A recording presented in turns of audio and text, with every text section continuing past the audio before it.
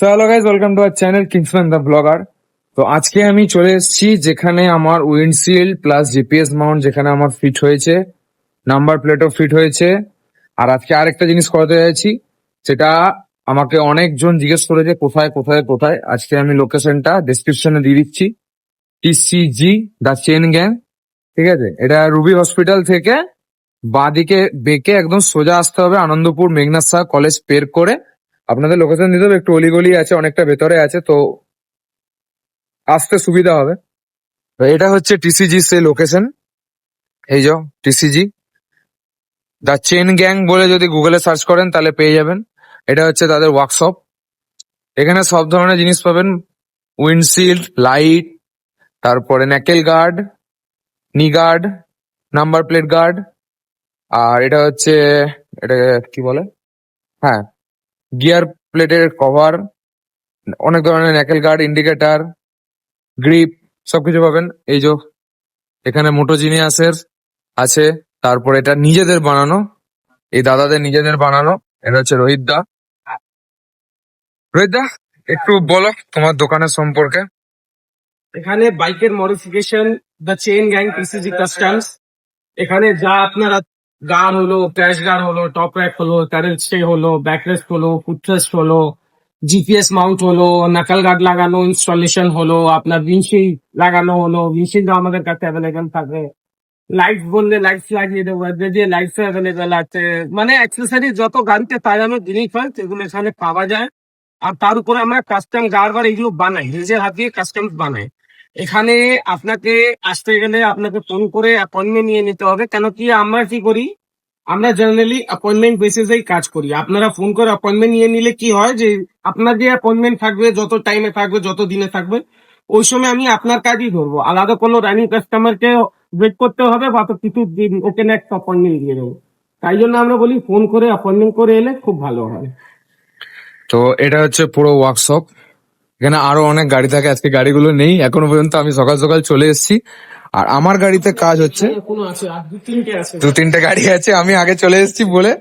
এই যে আমার স্যাটেল গার্ড প্লাস টপ র্যাকটা, এটা আমার পুরো কাস্টমাইজ করে চেঞ্জ হবে, একদম পুরো অন্যভাবে নতুন হবে। তারপর আমি ক্র্যাশ গার্ডটাও এখানে চেঞ্জ করাবো, কিন্তু ক্র্যাশ গার্ডে এখন করব না, আই গেস করতেও পারি, ঠিক নেই। আর এটা হচ্ছে ফুল ওয়ার্কশপটা, দেখতে পাচ্ছেন কত জিনিস এখানে, টপ র্যাক, স্যাটেল ব্যাগ, সবকিছু রাখা রয়েছে এখানে, এনিথিং এভরিথিং। এসব এখানে রাবার রাখা রয়েছে, এখানে নাট বল্টু থাকে। এই দাদারা কাজ করছে, এখন কাজ করতে বিজি। তারপর আমার কাজটা হোক, দেখি কি হয় লাস্ট পর্যন্ত, থাকুন আমার সাথে। তো গাইজ, আমার ব্যাক রেস্টটা তৈরি হচ্ছে, দেখুন এরকম ভাবে,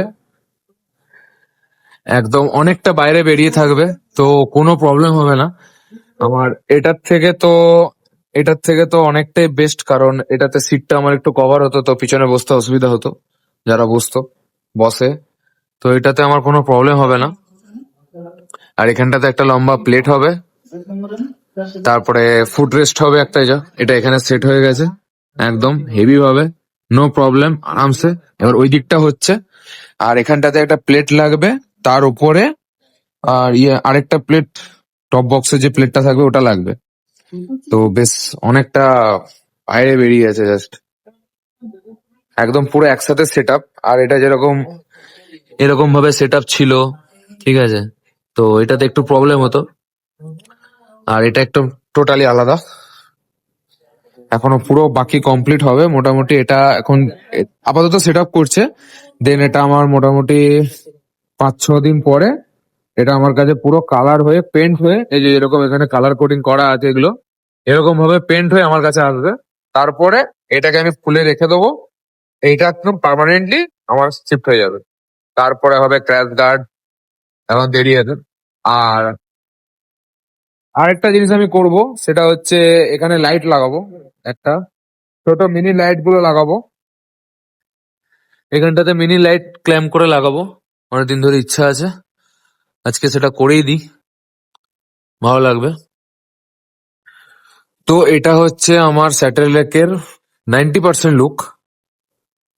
ফুড রেস্ট, স্যাটেল, টপ র্যাক, আর এরকম করে ডান্ডি দিয়ে এখানে ফ্ল্যাগ হোল্ডারটা আছে।